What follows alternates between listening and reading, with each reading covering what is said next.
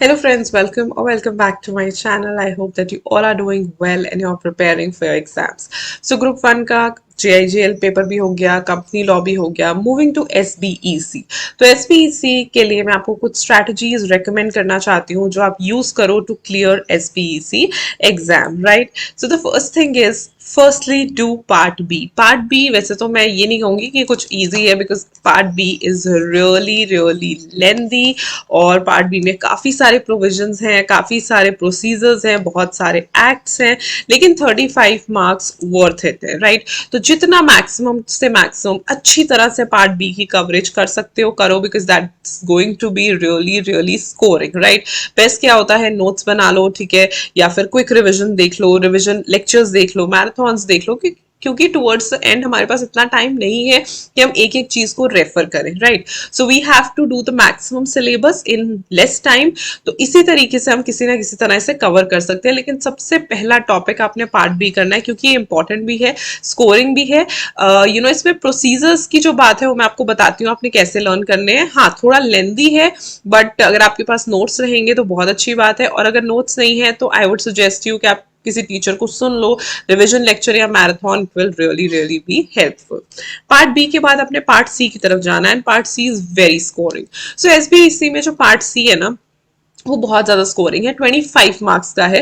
Free के number मैंने इसलिए लिखा है because I think except one chapter, जो 3 चैप्टर है पहली बात तो, राइट? तो जो 2-3 चैप्टर है वो तो बिल्कुल भी डिफिकल्ट नहीं है, they are very very easy to remember, easy to learn. तो पार्ट सी पे फोकस करना, राइट? 35 मार्क्स का करने के बाद 25 मार्क्स पे फोकस करना. एक आई थिंक आईबीसी वाला थोड़ा सा आपको ट्रिकी लग रहा होगा, बट उसके वो भी आप समझ जाओगे तो it is very very easy. उसके अलावा जो है वो बहुत ईजी दोनों चैप्टर्स हैं और कॉन्सेप्ट्स हैं जिसे आप इजीली रिमेंबर कर सकते हो, राइट? तो 25 मार्क्स जो हैं वो आप इजीली स्कोर कर सकते हो अगर आप पार्ट सी अच्छे से समझ जाओगे, क्योंकि इसमें ज्यादा वो नहीं है. अगर आईबीसी का क्या फंडा है ना, IBC, I always say IBC में एक बार आपको समझ आ गया ना कि वो कैसे होता है, then it is going to be very very easy. और बाकी के दोनों चैप्टर्स तो हैं easy, so concentrate on them. देखो, इस टाइम पे 1 डे बिफोर, 1.5 डे बिफोर हमने इस तरीके की स्ट्रैटेजी बनानी है कि मैक्सिमम कवरेज हो जाए और हम अच्छा स्कोर करें. तो इसी तरीके से आपने स्टार्ट करना है, part B, part C,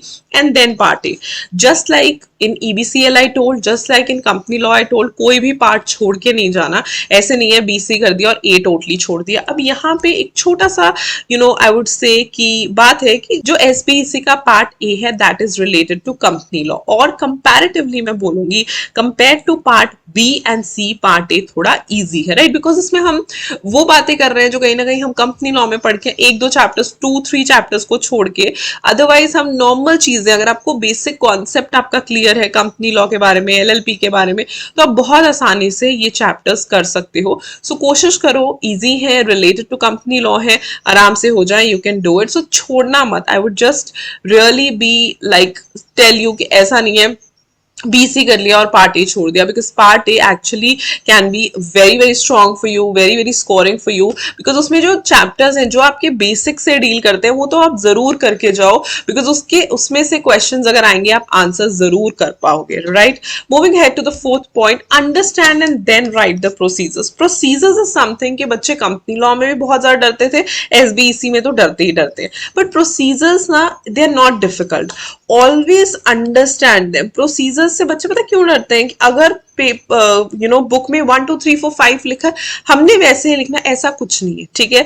you need to understand them. आपने क्रैम नहीं करने प्रोसीजर्स. आप समझो कि किस चीज के बारे में बात हो रही है, किस तरीके से क्या क्या चीजें होनी चाहिए, और फिर उसे नोट डाउन करो. इसमें एक प्लस पॉइंट ये होता है कि आप ये अपनी लैंग्वेज में भी लिख सकते हो, ठीक है? जैसे इन GIGL और I would say company law, या मैं बात करूंगी पार्ट बी की, वहां स्ट्रेस करते हैं कि नहीं कीवर्ड्स लिखो, लेकिन यहाँ पे हम स्ट्रेस नहीं करेंगे. यहाँ पे हम बोलेंगे कि आप अपनी लैंग्वेज में लिख सकते हो. प्रोसीजर चाहे कंपनी लॉ के हो, चाहे हो SBC के, प्रोसीजर कहीं पे भी होंगे, आप अपनी लैंग्वेज में लिख सकते हो. मेन बात लिख दो एंड देन बाकी का आप अपनी लैंग्वेज में लिख सकते हो. So it is not going to be very very tough. Just अपने आप को स्ट्रेस नहीं करना है कि बहुत स्ट्रिक्ट है. समझो और अपनी लैंग्वेज में लिखो and you can do it. Procedures बिल्कुल भी एक्चुअल में डिफिकल्ट नहीं होते, they are very very scoring, right? And moving to the last point, learn the act names of part B.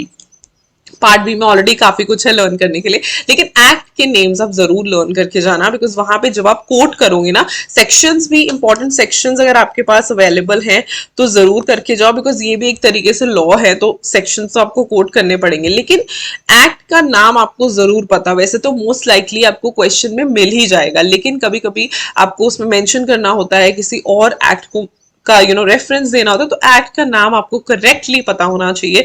These teeny tiny things actually carry a lot of marks, right. बाकी of course law का paper है, ध्यान से लिखना, legal language से लिखना, section numbers learn कर लेना, this is all I can say. और एसबीईसी में प्रोसीजर से मत डरो, they are the one thing that can actually help you score, right. I hope ये वीडियो आपको हेल्प करे, सिंपल स्ट्रैटेजीज है, इन्हें यूज करना अपने एग्जाम के लिए, एंड आई होप कि आपका एसबीसी का पेपर बहुत बहुत अच्छा हो। All the best from my side, I'll see you super soon with the tips and tricks for tax exam as well. Till then, stay happy, stay blessed, and keep the preparations on. Bye bye.